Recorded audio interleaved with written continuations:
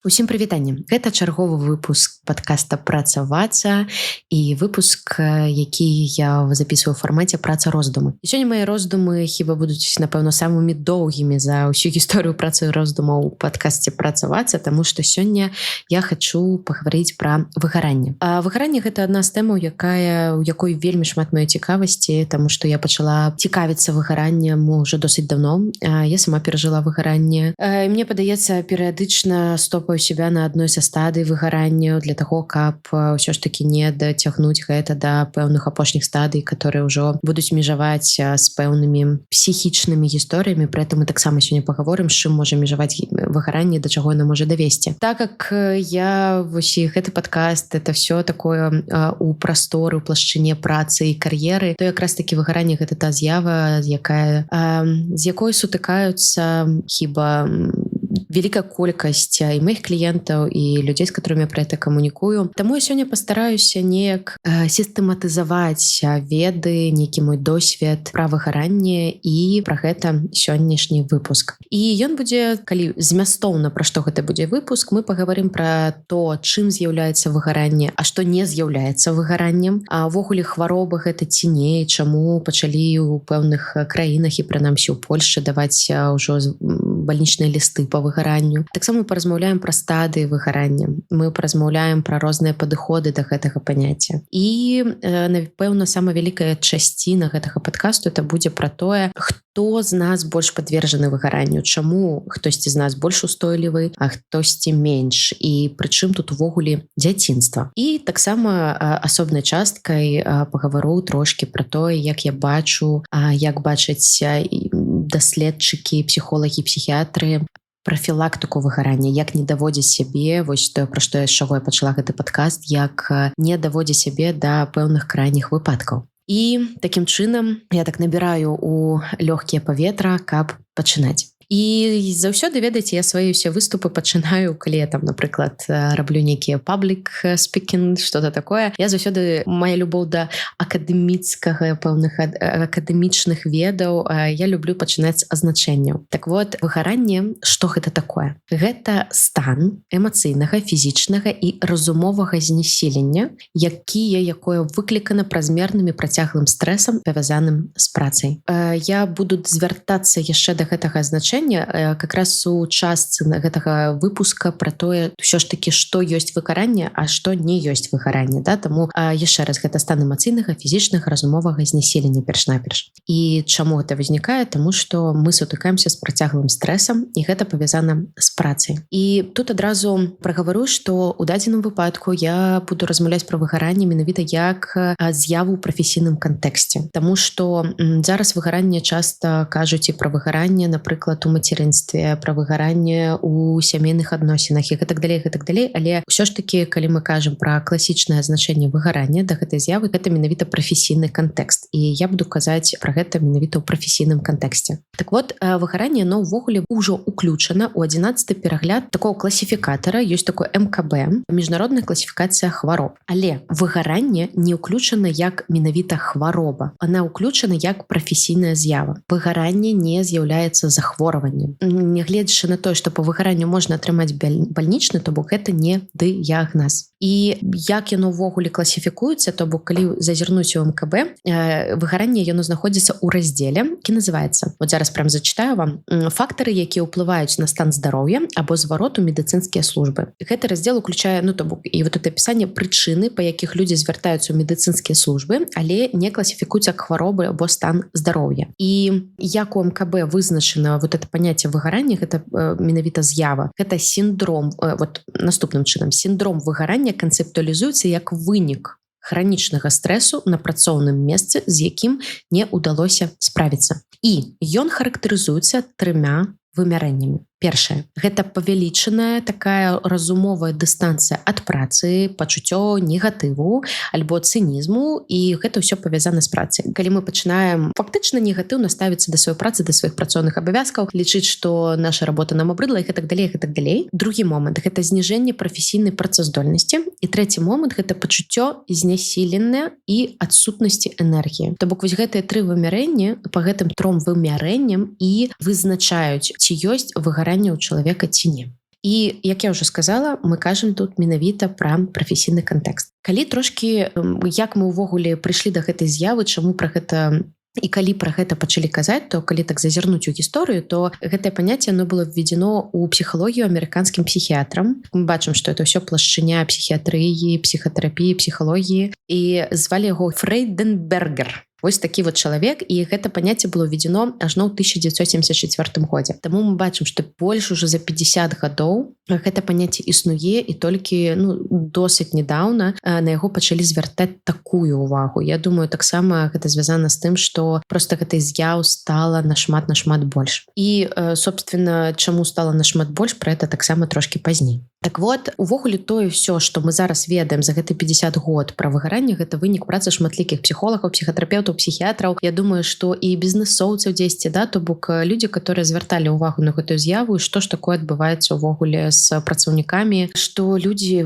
вось даходзяць да вось гэтай кропкі знесілення, адсутнасці абсалютнай энергіі і цікавасці да сваёй працы. Так вот, ёсць некалькі тэорый, якія разглядаюць эмацыйнае выгаранне. І такая самая прям папулярная, калі пагугліць пра эмацыйнае выгаранне на працы, то это будзе тэорыя выгарання Маслач-Джексон. Нават ёсць бясплатны тэст менавіта по Маслач ці Маслач. Вось, дарэчы, не спраўдзіла, спадзяюся, ўсё нармальна зрабіла з націскам. Вось, ёсць такі тэст наконт таго, ці ёсць выгаранне. Дарэчы, у апісанні я прыкрэплю спасылачку на гэты тэст. Так вот, яны вызначалі выгаранне як псіхалагічны сіндром, які прадстаўлены 3 сімптомамі. І калі вы зараз, вот так вот, если прасачыць, то гэта вельмі карэлюе з тым, што напісана зараз у МКБ. Першае, это эмацыйнае знесіленне, то бок такая індыферэнтнасць, абыякавасць, адчуванне беднага эмацыйнага рэагавання на працу. Па сутнасці, вам проста ўсё роўна на тое, што адбываецца. Гэта дэперсаналізацыя. Гэта такая адстранённая рэакцыя на іншых. Вы нібыта вы, але вось калі вы з'яўляецеся ў прафесійным кантэксце, гэта нібыта не з вами адбываецца. Тут важны таксама момант. Дэперсаналізацыя гэта насамрэч адзін з такіх сімптомаў больш іншых псіхічных захворванняў, таму тут таксама трэба межу праводзіць, што па сутнасці мы зараз кажам менавіта пра прафесійны кантэкст, таму што калі дэперсаналізацыя то ўвогуле адбываецца па жыцці, то тут увогуле можна казаць пра іншыя псіхічныя захворванні, дэпрэсію ў тым ліку. І апошняе гэта вот тут вот, дарэчы, самы такі, як па мне, цікавы момант, што адрознівае менавіта такое выгаранне прафесійнае, это рэдукцыя прафесійных дасягненняў. Людзі з выгараннем пачынаюць адчуваць, што яны некампетэнтныя, яны непрадуктыўныя, і гэта такі, ведаеце, самаадзнакавы кампанент. То бок вот самаадзнака яна паніжаецца і падаецца, што фактычна я некампетэнтна ў тым, што я раблю. І такім чынам, падагульняючы, выгаранне гэта 3 кампаненты: эмацыйнае знесіленне, абыякавасць і цынізм да вашай працы, да вашых абавязкаў, і такая рэдукцыя прафесійных дасягненняў і зніжэнне працаздольнасці. Не савет, не раджу ставіць тут дыягназы, тым больш, што ўсё ж такі выгаранне гэта не хвароба, нагадваю пра гэта, але можна таксама заўважаць і дакладна не легалізаваць тое, што адбываецца, то бок тое, што з вами адбываецца, і ўсё, што зараз я кажу, і ўвогуле мне падаецца, для чаго гэта ўсё, для павышэння сваёй такой усвядомленасці таго, што адбываецца з вами. А зараз мы пераходзім да такога наступнага моманту, пра который хочу расказаць, наступнага такого падраздзелу, гэта пра стадыі выгарання. Так вот, пра стадыі выгарання я раскажу наступным чынам. Ёсць самыя такія класічныя 12 стадый выгарання, пра которые пісалі вось как раз тот Фрейденбергер, прозвішча якога мне складана заўсёды вымаўляць. І гэта 12 стадій, я зараз пра іх коротенька раскажу. Але ёсць у 81 годзе ёсць такія навукоўцы Джеймс Спрэдлі і Роберт Венінг, которые яны зрабілі такую кніжку, апублікавалі і апісалі 5 стадый выгарання. Так вот, давайте з іх пачнем, таму што, як па мне, яны так апісаны досыць метафарычна і шмат чаго расказваюць пра выгаранне, і потым уже перайдзем к класічным 12 стадыям, которые написал тот самый Фрейденберг. Так вот, 5 стадый згодна Венінгу і Спрэдлі гэта. Першае — гэта медовы месяц. Медовы месяц, калі чалавек задаволены працай, выпаўняе вялікім энтузіязмам. І вот это, мне падаецца, такі ключавы момант у выгаранні. Звычайна адразу вам вельмі клёва, класна, все хочацца просто днямі і начамі працаваць і так далей. А потым наступае стадыя, гэта недастатак вот гэтага паліва, недахоп паліва, гэта такая стомленасць, апатыя, пэўныя праблемы са сном, і ўжо пачынае знікаць гэтая цікавасць. І вы ведаеце, калі я зараз скажу пра стадыі, уяўляйце сабе такую шкалу, парабалу, не ведаю, вось, ну, што спачатку это пікі просто, клас, все, цудоўна, праца, топ. Потым становіцца ўжо трошкі складаней, цікавасць гэта зніжаецца. Потым ідзе трэцяя стадыя, калі развіваюцца ўжо хранічныя сімптомы, то бок інтэнсіўная такая праца без адпачынку, і вы ўжо пачынаеце знесільвацца, і пачынаюцца іншыя соматычныя праявы, то бок пэўныя хваробы, пачынаецца больш, вось там, я не ведаю, там, ну, розных насамрэч соматычных праяў, баліць галава, можа быць большасць там УРВІ і так далей. І часта чалавеку на гэтай стадыі пачынае адчуваць раздражненне, пэўную злобу, і адчуваю сябе такім загнаным у клетку і не верыш, што штосьці можна змяніць. Потым ідзе чацвёртая стадыя, гэта крызіс, калі яшчэ больш такая завострваюцца гэтыя соматычныя праявы. Тут уже адбываецца поўнае зніжэнне працаздольнасці, і гэта ўжо пачынае ўплываць на іншыя сферы жыцця, што в цэлым вот эта апатыя і такая вот апатыя, абыякавасць да жыцця. І апошняе гэта прабіванне сцяны, то бок гэта фізічныя, псіхалагічныя праблемы, якія ўжо апасныя для жыцця, такія апасныя для жыцця захворванні. І гэта тое, пра што кажу, што па сутнасці гэта, ну, то бок ужо тады, калі мы кажам пра пэўнае псіхічнае захворванне. Ну, ці не толькі псіхічнае, тут ужо залежыць, як арганізм пачынае з гэтым спраўляцца. І я зараз так спецыяльна не астанавліваюся на тым, на кожным з гэтых пунктаў, таму што я ўсё ж такі хачу пра 12 вось гэтых больш падрабязней паразмаўляць. І што яшчэ хачу раз замеціць, што спачатку часта выгаранне, яно пачынаецца, то бок першая ступень выгарання, это калі вам вельмі кайфова і маніякальна хочацца працаваць. І гэта та гісторыя, што я буду потым казаць, как бы, хто ідзе і як больш схільныя да выгаранняў, але это та гісторыя, вось калі, знаете, такія праектныя работы, калі не бачна ні дня, ні ночы, праца, клас, супер, цудоўна, і вось тут уже можна, калі вы бачыце, напрыклад, ну, звычайна у такім перыядзе маніякальным за сабой гэтага не заўважаеш, ну, калі побач з вами чалавек, ці вы бачыце супрацоўніка, который так вот херачыць,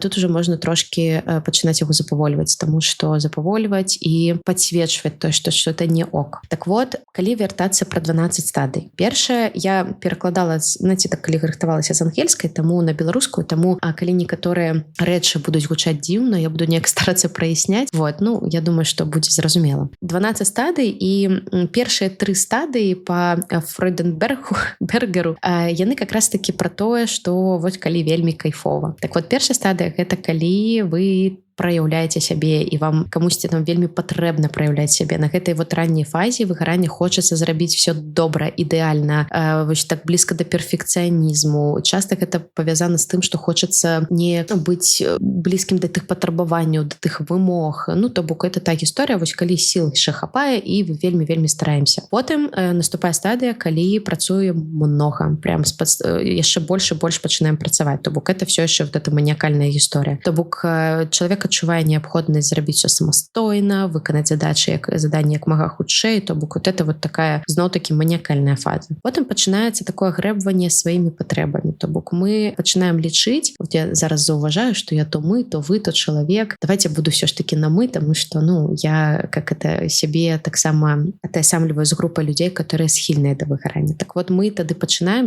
лічыць, што стрэс ад працы або ад пэўных там заняткаў гэта нармальна, і мы пачынаем грэбваць нейкім сваім іншымі сферамі жыцця і неяк так нават пагардліва ставіцца да іншых, хто вот, напрыклад, столькі не працуе, сколькі мы. То бок тут вот такая вот цікавая фаза, на мой погляд. А потым пачынаецца ўжо стомленасць. І это ўжо чацвёртая стадыя, калі пачынаюцца канфлікты з калегамі, з сябрамі, з партнёрамі, пачынаецца фаза, дзе мы пачынаем дрэнна спаць. І у нас ёсць пэўныя іншыя фізічныя, то бок пачынае вот эта соматыка праяўляцца, і мы сталі такія, ну, мы становімся такія ўжо схільныя, каб зрабіць памылку, таму што, ну, просто не вывозім. Потым, дзе пятая стадыя, гэта перагляд каштоўнасцей. То бок мы пачынаем бачыць рэчы па-іншаму. Напрыклад, калі раней я казала, напрыклад, да, таму што моя сям'я самая вялікая каштоўнасць, тут я ўжо пачынаю такая, ну, можа быць, не зараз, напрыклад. І вот это вот такая, мне падаецца, пераломная прям стадыя, калі мяняюцца каштоўнасці, то бок полностью мяняюцца прыярытэты.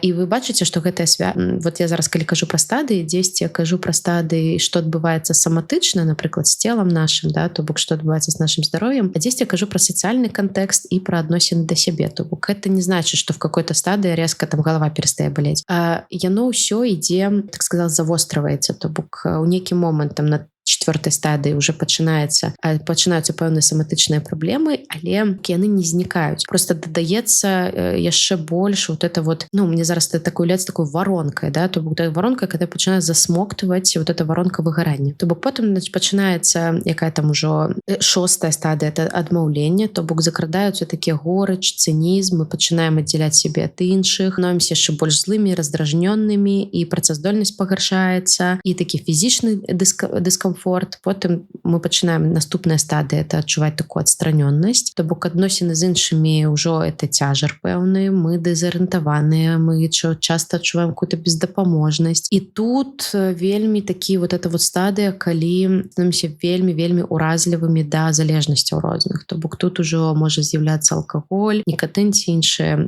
хімічныя залежнасці, можа быць нават пэўныя залежнасці. Ну, то бок я не буду туда у тэму залежнасці, але вот на гэтай стадыі вельмі часта ўжо как бы самі не вывозім, і трэба кудысьці скідваць гэтую напругу, дзякуючы якімсьці рэчам. І ўжо потым апошнія хіба 5 стадый уже тогда пасля вот по этой класіфікацыі, пасля там 7-й, там уже ідзе пераход, такі вот эта мяжа, калі мы пераходзім просто са стрэсу, то бок это уже такі уже становіцца хранічны стрэс, і тут ужо добрый вечар дэпрэсія. То бок тут вельмі уже блізка да дэпрэсіўнага стану, да менавіта хваробы, таму как бы хваробу мы вызначаем по пэўнай колькасці сімптомаў. То бок тут уже сімптоматыка дэпрэсіўная становіцца. То бок там уже змены в паводзінах. Я зараз уже не буду так па стадыях, то бок тут уже дэперсаналізацыя, некае пачуццё губляецца, пачуццё ідэнтычнасці. Бывае часта, ведаеце, чалавек пачынае разглядаць сябе як такую прям, знаете, такое слово пасудзіну, праз якую выконваецца праца і абавязкі, і з'яўляецца вот эта адсутнасць сэнса. Просто незразумела ўвогуле, а дзеля чаго гэта ўсё. І это ўжо такія званочкі дэпрэсіўныя. Да, адчуванне пустаты, адчаю, і гэта ўсё, вот калі мы кажам уже там пра 12-й стадыі па гэтай класіфікацыі, то поўнае выгаранне гэта, ну, ўжо такая можа быць прям, ну, па сімптаматыцы это вялікая дужа дэпрэсія, да, калі казаць ужо з гэтай тэрміналогіі. І зараз я так хочу трошки падсумаваць, ўсё ж таки не атрымалася у меня, хіба я вот так вот зараз усвядомліваю, што прям па кожнай стадыі, таму што ўсё ж таки, калі мы кажам пра стадыі, там паралельна развіваюцца розныя працэсы, і, ну, мне падаецца, это вельмі складана неяк так класіфікаваць, вот што вот ровно какие-то стадыі, таму што што-то можа з'яўляцца раней, што-то можа з'яўляцца пазней, у каго как это цела больш вынослівае, то толькі на апошніх стадыях могуць пэўныя саматычныя праявы. Ну, таму тут важна разумець, што это такая вот воронка, в которая становіцца ўсё глыбей, і ўсё гэта даводзіць да вось такіх вельмі цяжкіх наступстваў. Так вот, што хочу тут важнае падкрэсліць, што выгаранне гэта знясіленне, которое можа перарастаць у дэпрэсію, і дэпрэсія гэта канкрэтны медычны дыягназ, і это тот стан, который патрабуе ўжо медычнай дапамогі. І, дарэчы, у тэме выгарання важна, ну, вельмі часта, знаете, так, а ў чым все ж таки розніца, да, тыпу там дэпрэсіі і выгаранні. Часта я чую такую думку, што вот выгаранне это калі вы адчуваеце некую бессэнсоўнасць і знясіленне толькі на працы, а дэпрэсія, калі гэта касаецца ўжо ўсяго, ну, датычыцца ўсяго жыцця. І тут, ведаеце, я как-то дазволю сабе трошки не пагадзіцца, таму што я так заўважаю, што вельмі рэдка можна абасобіць, неяк адасобіць працу ад усяго астатняга жыцця. Таму я б сказала, наверное, што дэпрэсія гэта такі наследак выгарання. Калі запусціць сваё выгаранне, дагарэць, ну, то бок все ж таки, да, калі мы кажам, глядзім на гэта слово выгаранне, калі дагарэць, дазволіць сабе дагарэць, то гэта такая кропка, это уже далей, это, ну, знаете, такое тленне, ну, гэта ўжо дэпрэсія. Цяпер я буду так пераходзіць да наступнага такога раздзелу, у каго з нас больше шансы на выгаранне. І тут адразу хочу такую рэмарку, дысклеймер, спойлер, не ведаю, пра тое, што тут вельмі шмат будзе майго такога імхо, таму што это нейкі мой досвед, это нейкая такая кампіляцыя дадзеных, которые ёсць по выгаранню, і таму буду дзеліцца тут сваім досведам. Я не прэтэндую на ісціну тут, таму што буду перыядычна зараз казаць пра такія рэчы, можа дзесьці нават абагульнены, таму я тут так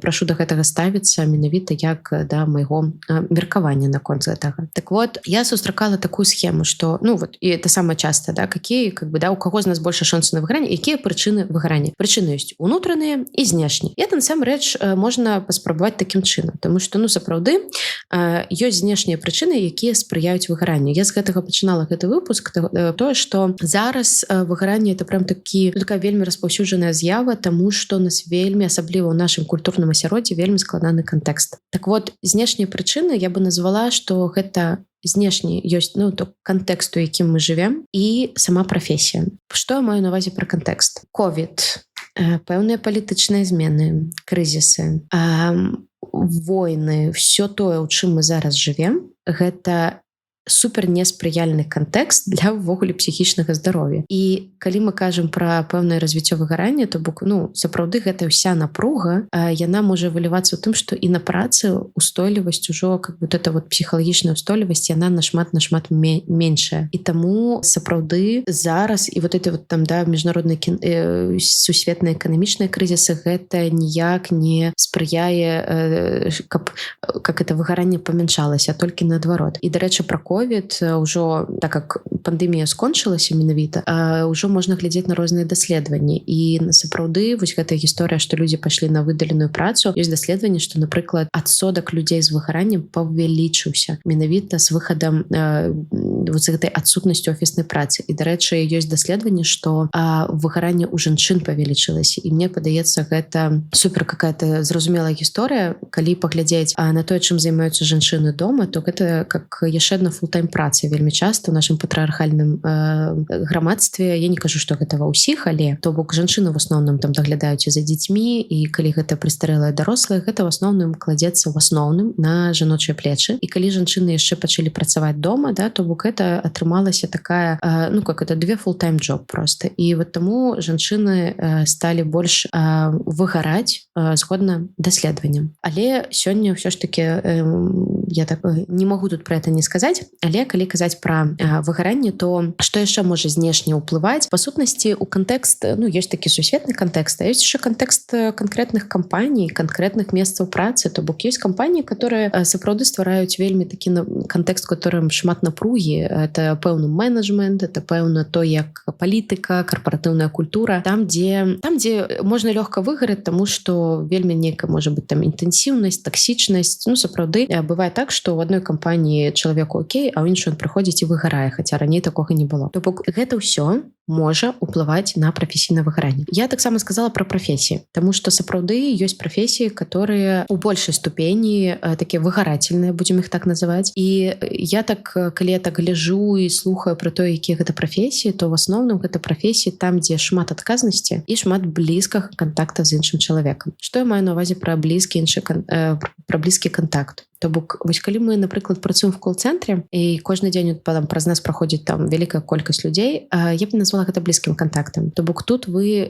не сутыкаецеся часта з перажываннем іншага чалавека, з болем іншага чалавека. І я больш напэўна кажу пра, напрыклад, працу настаўніка, працу псіхолага, працу доктара. І я тут не кажу пра тое, што там в кол-цэнтры не выгараюць, я кажу больш пра прафесіі, которые, в прынцыпе, такія выгарательныя. І насамрэч ёсць таксама даследаванне, што самая, дарэчы, выгарательная прафесія это менавіта псіхіатры. Это псіхіатры, это людзі, которые как раз таки сутыкаюцца вельмі блізка з псіхікай іншага чалавека. Але я таксама хочу тут не то, што даже але ізноў але, гэта гісторыя пра класіфікацыю, пра ўнутраныя і знешнія прычыны. Насамрэч можна сказаць, што я выгарала, таму што я настаўніца, і разам з тым я выгараю, бо я маю пэўнае стаўленне, таму што я маю пэўныя адносіны да гэтай працы, з гэтай працы, на гэтай працы. То бок факт то, што ёсць прафесіі і кантэксты, якія патрабуюць ад нас большай проста псіхалагічнай устойлівасці. І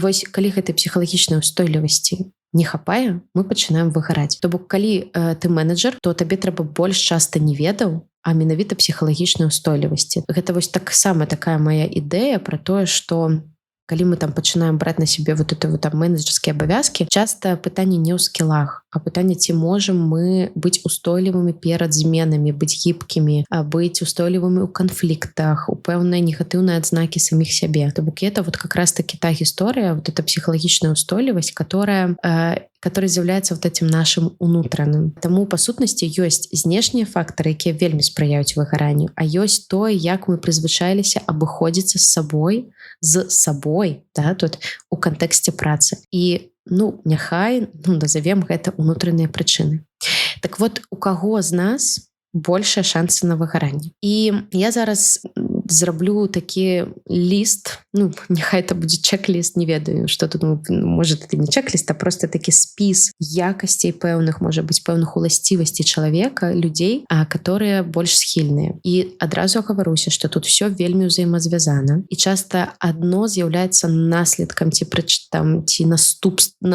наступствам ці прычынай іншага, але ўсё ж таки я паспрабую, так будзе прасцей. Так вот, хто з нас больш схільны да выгарання? Той, хто мае досыць неўстойлівую самаадзнаку, такую схільнасць часта да перфекцыянізму, і, дарэчы, гэта вельмі ўзаемазвязаныя штукі. І я ставлю гэта ў адзін шэраг, вот эту схільнасць да перфекцыянізму і неўстойлівую самаадзнаку. Калі у нас неўстойлівая самаадзнака, мы можам вельмі залежыць ад таго, як нас на працы будуць ацэньваць. І таму мы пачынаем вось тут вельмі старацца. Вот, напрыклад, я вельмі стараюсь, мне говорят: Таня, ты маладзец. Я такая: я маладзец. А калі я вось гэта маладзец не атрымаю, то я буду думаць пра сябе, што я некая не такая, некая не маладзец. Адчуваеце вось гэтую гісторыю? Я буду вельмі залежыць ад фідбэка іншых людзей, ад фідбэка менеджера. І у людзей з больш устойлівай, напрыклад, самаадзнакай, то бок я там не атрымаю 3 разы фідбэка, думаю, окей, там, напрыклад, я магу яго папрасіць, калі што. Але калі у меня са сваёй самаадзнакай ёсць нюансы, я буду вельмі вот это прям прагнуць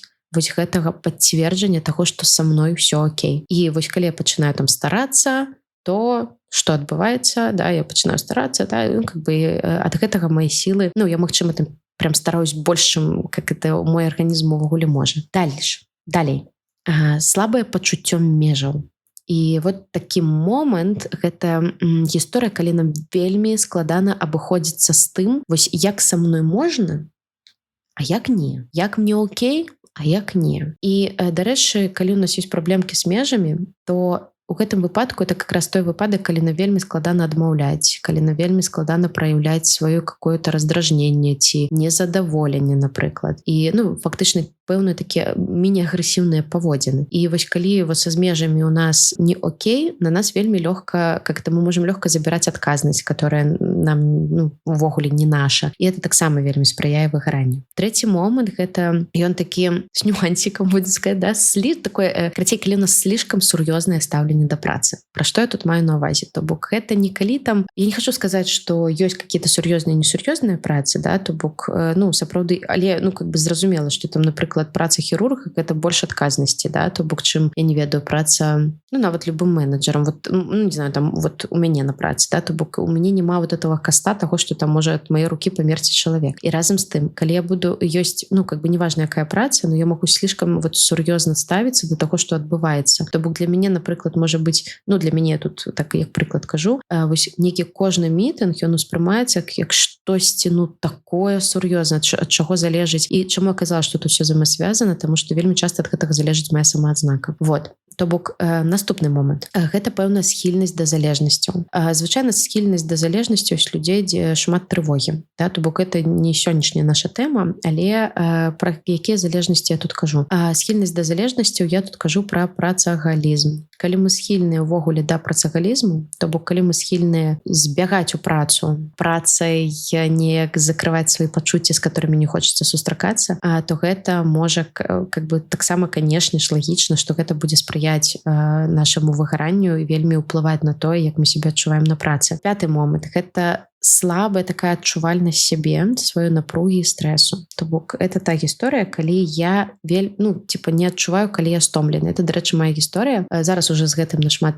лягчэй, дзякуючы псіхатэрапіі, увогуле, я усім тым момантам, якімі я жыву апошнія шмат гадоў. Так вот, я пачала з таго, што я в прынцыпе не заўважала, як я стамляюся. То бок я ўжо прям по факту, калі мне просто вырубала арганізм. Ну типа я могла там захварэць, напрыклад, вельмі доўга, але так такая, нормально в целом. Так вот это, калі слабая адчувальнасць вот этой напругі і стрэсу, то можа просто потым хочется мне тут слово нецензурное сказать, але я вроде как это вас не папярэджвала и не ставила тут себе 18+, тому зараз паспрабую подобрать. Ну, калі уже рубане, прям рубане, вот, и, как бы, собственно, это уже и выгоранне, может быть, адразу там нейкая стадия. И шосты момент, про который я вылучыла сярод непэўных уласцівасцей унутраных, якія могуць спрыяць выгаранню, гэта калі няма сэнсаў, акрамя працы і самарэалізацыі. Пра што я тут кажу? Калі ўсе мае патрэбы, напрыклад, патрэбы ў сяброўстве, патрэбы ў пэўнай какой-то цікавасці, задавальненню, любові, сэнсы, все гэта закрываецца толькі працай,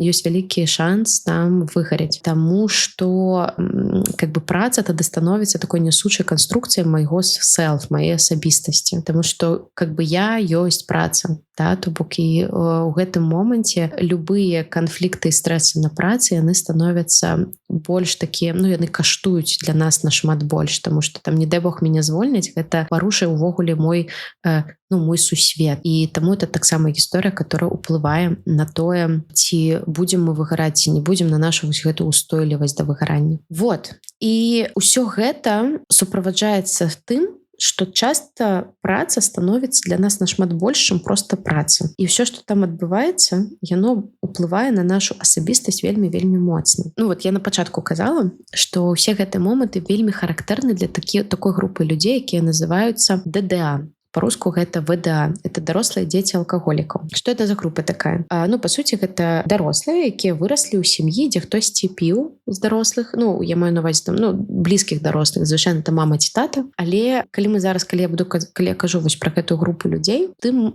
мы адносім не толькі, калі праблемы былі з алкаголем. Да сем'і, дзе на рэгулярнай аснове адбываліся канфлікты, і часта прысутнічала такое невыкананне бацькоўскіх абавязкаў. Бывало там, напрыклад, гвалт над дзецьмі, то бок гэта сем'і, дзе хтосьці з бацькоў, фактычна не выконваў, как я уже сказала, свае абавязкі. І тут не толькі, яшчэ раз паўторюся пра алкаголь, гэта ў нейкай ступені дысфункцыянальныя сем'і. Гэта маглі быць хваробы, а можа быць, гэта была адсутнасць кагосьці з бацькоў, і, напрыклад, гэта вельмі, паўплывала на псіхіку дзіцёнка, да, то бок. І, таму што дысфункцыянальная сям'я можа стаць, калі хтосьці з бацькоў, напрыклад, моцна захварэе і не можа выконваць бацькоўскую функцыю. Тут можа шмат быць вось гэтай гісторыі, там я калі пачатку казала, прычым тут дзяцінства, таму што дзеці по-рознаму таксама успрымаюць тое, што адбываецца, проста ў такіх сем'ях звычайна дзеці рэзка становяцца дарослымі. Вот. І таму ў дадзеным выпадку я прапаную разглядаць дысфункцыянальнасць такую як шкалу, дзе ёсць такія ступені. Напрыклад, сям'я моцна дысфункцыянальная, да, то бок ці яна зараз таксама, да, это не сацыялагічны зараз вымер, там, да, калі называць сям'ю там благополучнай, неблагополучнай, просто вот суб'ектыўна, наколькі функцыянальна, наколькі бацькі выконвалі сваю бацькоўскую функцыю, там ад 0 до десятачкі. І тут можна вось тут в этой градацыі глядзець. І я, знаете, калі я вось про это зараз кажу, мне падаецца, што ўвогуле маё такое пакаленне і пакаленне нават маіх бацькоў рэдка увогуле там былі нейкія функцыянальныя поўнасцю сем'і, таму што жыццёвы кантэкст, ён быў далёкі ад нармальнага. І, напрыклад, нават з тым жа алкагалізмам, знаете, я так, калі статыстыку гляджу, калі гляджу лічбы, не толькі пра алкагалізм, але ўвогуле, они вельмі такія паказальныя, адразу вяртаюць как-то да рэчаіснасці. Напрыклад, в среднем савецкі чалавек у 81 годзе, такая статыстыка ёсць, выпіваў 53 бутылкі водкі ў год. Ці калі на віно пераводзіць, гэта 118 бутылак сухога віна, то бок кожны трэці дзень. І гэта сярэдні, да? То бок это я думаю, што калі пашукаць статыстыку, колькі ўвогуле там сем'і і не ведаю, карацей, алкагалізм, он был повсеместны, і акрамя алкагалізма шмат чаго было яшчэ, што стварала вельмі складаны жыццёвы кантэкст. І таму я могу сказаць, што ў пэўнай ступені эта дысфункцыянальнасць, яна вельмі знаёмая, і тут так некая такая прям пакаленческая такая гісторыя. І што адбываецца з дзецьмі у сем'ях вот з этой дысфункцыянальнасцю. І я зараз буду казаць пра выпадкі, которые бліжэй вот да этой десятачкі, да, то бок пра моцна дысфункцыянальныя сем'і, але тут можна казаць пра тое, знаеце, што яшчэ дзеці розныя паадчувальнасці, да, то бок для кагосьці хтосьці перажывае гэта з меншымі наступствамі ў будучыні, хтосьці перажывае з большымі. Ну тут вельмі шмат фактараў. Я тут зараз вот как раз таки больш так генеральна буду казаць. Так вот, для дзяцей, там дзе бацькі не вельмі выконваюць сваю бацькоўскую функцыю, сям'я небяспечнае месца. І калі сям'я она небяспечная, то і сусвет базава небяспечны, то бок там вельмі мала даверу. Жыццё базава складанае і сур'ёзныя. Дзеці ў такіх сем'ях яны не мелі магчымасці нармальна праяўляць сваю дзіцячасць, то бок неяк весяліцца, імпульсіўна штосьці рэагаваць, таму што магло за это прыляцець. І трэба было вельмі пастаянна быць так начеку, таму што там зноў-такі незразумела, чо каго ўвогуле, ці ведаеце, там в сем'ях алкаголікаў, там ці прыйдзе бацька і будзе какой-то разнос, ці ўсё будзе нармальна. Это вот абсалютная сітуацыя небяспекі, непрадказальнасці. А ў такіх сем'ях не існуе паняцце межаў. Там все перавёрнута. Там вот эти вот дзіцячыя межы, мне даецца, дарэчы, это нават в функцыянальных сем'ях, вот с межамі как-то прям праблемкі звычайна, да, то бок дзяцей ці гіперапекуюць, ці наадварот, і вот эта гісторыя ўварвацца ў пакой, ці ўвогуле пакоя ніколі не было, да, то бок і вот с межамі прям праблемкі. Далей, у такіх дзяцей нармальна не адбываецца фармаванне самаадзнакі, то бок яны не вельмі разумеюць, хто яны, ці яны хорошыя, ці ўвогуле іх любяць, таму што как бы тут таксама по-рознаму можа гэта фармавацца, але генеральна нема вот этого здорового, типу, с тобой все базово ок, я тебе люблю, да, то бок там ці любой трэба заслугоўваць, ці ўвогуле гэтай любові не было. І на такой базе нармальнай самаадзнакі не будзе. І яшчэ раз, сусвет небяспечны, жыццё сур'ёзнае і складанае, межы незразумела, што это такое, нізкая самаадзнака. Вось калі уважліва, тогда калі помніце, пра што я пачынала, пра вось гэтую гісторыю, да, то бок хто больш схільны да выгаранняў, да, то бок вот как раз таки што-то мне падаецца, што карэляцыя вельмі відавочная. Так вот, такія дзеці растуць і неяк прыстасоўваюцца да сусвета, і тут прям по-рознаму. Хтосьці капіюе мадэль сям'і бацькоў, какие-то абсалютна там у залежнасці ўпадаюць там і гэтак далей. Хтосьці наадварот стараецца не паўтарыць, напрыклад, гэтую мадэль бацькоў. І, дарэчы, у гештальт-тэрапіі мы шмат увагі надзяляем менавіта таму, як мы прыстасаваліся да гэтага сусвета. І даследуем вось гэты спосаб кантакту з асяроддзям, з навакольным сусветам і з іншымі людзьмі, маючы пэўныя базавыя налады. Насамрэч, да, вот штосьці з базавых наладаў, такія, пра которые я казала, вось пра вот эту небяспеку, да, то, што ёсць у дысфункцыянальных сем'ях, усё тое ж самае можа быць у нармальнай сям'і. Просто можна, вот так я прям раю паўсвядомліваць, што з гэтых пунктаў пра вас, да, то бок што такое можа быць пра вас, і гэта таксама можа так надыхнуць на такую хвалю разважанню, усвядомленню пра то, як вы абыходзіцеся з працай. Так вот, што адбываецца на працы з такімі людзьмі, такімі, як усе мы, да, то бок з людзьмі, у которых ёсць вось такія налад. Звычайна, я зараз не кажу пра ўсіх. Працоўнае асяроддзе, да, я тут таксама агаворачку зраблю, што гэта, я кажу, зноў-такі генералізована, і тут можна проста глядзець, што адгукаецца пра сябе. Калі нічога не адгукаецца, это таксама окей, значыць, проста магчыма, неяк яно пабудована іншым чынам. І это таксама нармальна. Я тут больш кажу какие-то агульныя гісторыі.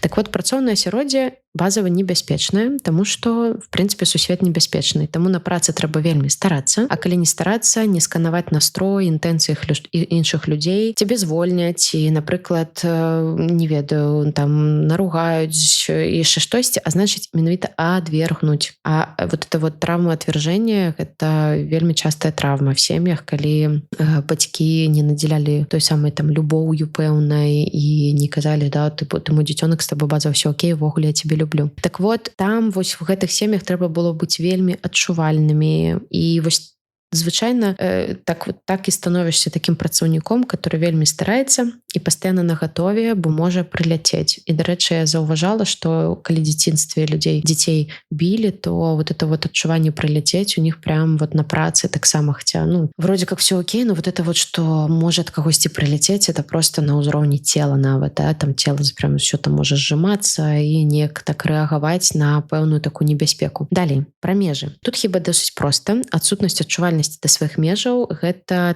тот яшчэ адзін момант і ў дарослым жыцці как бы вот эти вот межы сказаць не, гэта на працы прям must have будаваць нейкія межы, і калі з гэтым складана, как бы ведаем, на што гэта можа ўплываць. І што яшчэ, дарэчы, вот не сказала пра тое, што і вот, дарэчы, это з межамі так павязана, зараз вспомнила пра норму, што вот калі ў дзяцінстве не адбылося вот этого нормального размежавання, можна так сказаць, вот типа, што тваё, што маё, як са мной можна, як нельга. Паняцце нормы, яно как бы незразумелае, і таму і на працы незразумела, а ўвогуле нармальна, што на мяне крычаць, ці ненармальна, да, ці нармальна, што са мной так мне так кажуць, ці ненармальна. І вот это вот люди пачынаюць шукаць, а ці правільна я поступаю тут, а ці неправільна. Вот это вот заўсёды вот этот пошук нормы. Мне падаецца, зараз я не зусім нават толькі пра працу, а ўвогуле пра жыццё. Далей, што да, яшчэ адзін момант, што тут хацеў сказаць, што это вельмі такая благодатная прастора для маніпуляцый. Таму што калі казаць не небяспечна, то трэба старацца. А яшчэ няма адчування, ці нармальна ўвогуле, што мне такое кажуць. Тут я ўжо трошки паўтараюся, і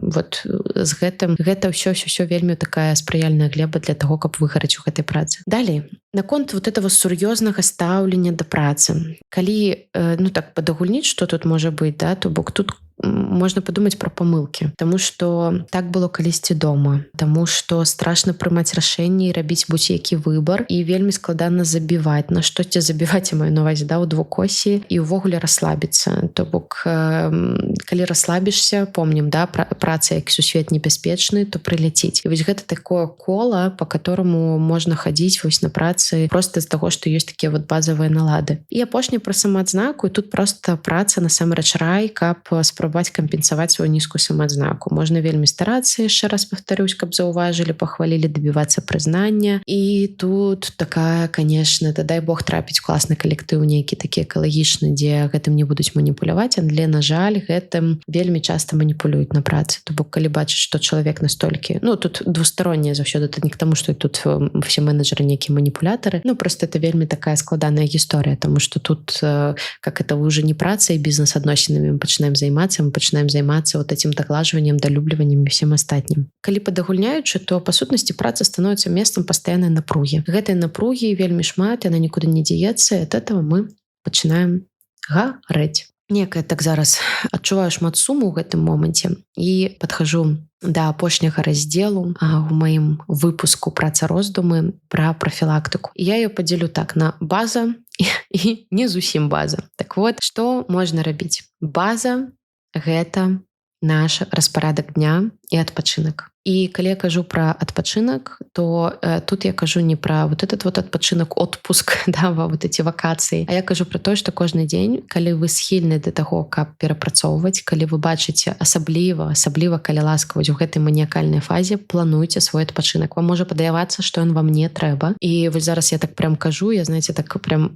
я сабе это таксама пастаянна кажу, што адпачынак трэба планаваць. Вось калі ёсць графік в календары, вот прям рабіць сабе слоты для адпачынку. Я так перыядычна раблю, гэта дапамагае. І я прям сама сабе пастаянна нагадваю пра гэта. Таму што, як я ўжо сказала, я сама вельмі схільная да выгарання, да працагалізму. Спорт, цела, заняткі целам, это таксама вельмі нам дапамагае таму, каб вот это цела яно могло выносіць у гэтую напругу. А цяпер не база. Не база, гэта пра ўсвядомленне. Я тут часта ў гэтым падкасці кажу, што ўсвядомленне наша ўсё. І калі зараз штосьці кажу, гэта па сутнасці для павышэння увесь гэты выпуск нашай усвядомленасці. І над чым я раю трымаць фокус пры каб усвядомліваць, што з вами адбываецца. Па-першае, на працы трымаць фокус трэба на сваю злосць і раздражненне. Вот прям калі злуецеся, я не кажу зараз, што трэба на ўсіх злавацца, я кажу заўважаць і адчуваць, што вы раздражняецеся, вы злуецеся. Как толькі вы гэта пачынаеце усвядомліваць, у вас ужо ёсць выбар, што з гэтым рабіць. Вы можете это прынесці камусьці, там я не веду, накрычаць на кагосьці, а можете, напрыклад, неяк па-іншаму рэлізнуць гэтую злосць, но самае галоўнае яе ўсвядоміць. Таксама на сваім ввогуле эмацыйным стане, не толькі на злосці, што з вами адбываецца. из якіх пачуццяў вы пачынаеце рабіць тыя ці іншыя задачы. Напрыклад, а вот эту я задачу беру, это просто тому, что моя задача, ці мне просто вельмі хочется, каб меня менеджер похвалил, да, то бок вот эти моменты просто усвядомлять. Это не значит, что раз менеджер, а можа вам вельмі трэба гэта пахвала. Але вы это прынамсі усвядомліваеце. Далее, что з вашими межамі? Ці адчуваеце вы бяспеку сказаць не? А што будзе, калі вы скажаце не, напрыклад? А што ці не парушаецца? Як ваша адказнасць? То бок трымаць фокус на адказнасці. За што вы несеце адказнасць, за што вы не несеце адказнасць? Потым на тое, як на вас уплывае асяроддзе і вот это вот ваше асяроддзе, наколькі оно там таксічнае для вас, не таксічнае. Дарэчы, выпуск про таксічнасць ёсць трошки ніжэй, про тое, што такое, як становіцца токсікамі на працы. Апошняе, напэўна, пра што я скажу. Глядзіце ўвогуле, а што вы зараз, навошта вы зараз на працы? Якія патрэбы ваша праца закрывае, а якія яна не закрывае? І старайтесь вот так вот усвядомліваць і менавіта пазначаць, што зараз адбываецца. Таму што это такі момант, чаму я кажу вот это вот усвядомліваць, таму што сёння это можа быць так. А, напрыклад, праз паўгады кантэкст памяняўся, не ведаю, мой эмацыйны стан памяняўся, і вот это не затрэкаць своечасова. І там яшчэ праз некалькі месяцаў можа прывесці да таго, што, оказывается, я-то ўжо і выгарела давно. Таму вось неяк так я прям па верхах прайшлася па вось гэтай прафілактыкі, але мой асноўны момант гэта пра то, чтобы заўважаць, насамрэч, заўважаць, што вы усталі, вы стаміліся, што что-то вам не ок. І ведаеце, калі падаецца, да, як я люблю казаць, і шмат хто любіць казаць, калі падаецца, значит не падаецца. І што яшчэ мне хочацца сказаць у завяршэнні ўжо хіба гэтага выпуска, што выгаранне гэта сур'ёзна. Выгаранне мае сур'ёзныя наступствы. І класна заўважаць выгаранне на самых першых яго стадыях. На стадыях, калі вы пачынаеце проста працаваць больш, калі пачынаецца тое, што праца пачынае займаць у вашых думках і у вашых, не ведаю, ўсіх дзеяннях нашмат больш часу, чым тыя 8 гадзін, за которые плацяць. І это как раз той момант, калі можна штосьці з гэтым зрабіць. А потым можна штосьці зрабіць, просто это ўжо значна цяжэй і каштуе для здароўя нашмат больш. І усвядомленасць. А павышаць усвядомленасць можна дзякуючы псіхатэрапіі, што я вельмі раю, і вось прям неяк хочацца прям прадаваць гэтую гісторыю, але гэта выбар кожнага. І закончыць гэты выпуск я хачу тым, што ўвогуле выгаранне, па сутнасці, гэта спосаб вашай псіхікі, па сутнасці, звольніць вас з гэтай працы. Это тое, што вы не маглі зрабіць, і ваша псіхіка гэта робіць за вас. На гэтым на сёння ў мяне ўсё. Дзякуй усім вялікі і да сустрэчы.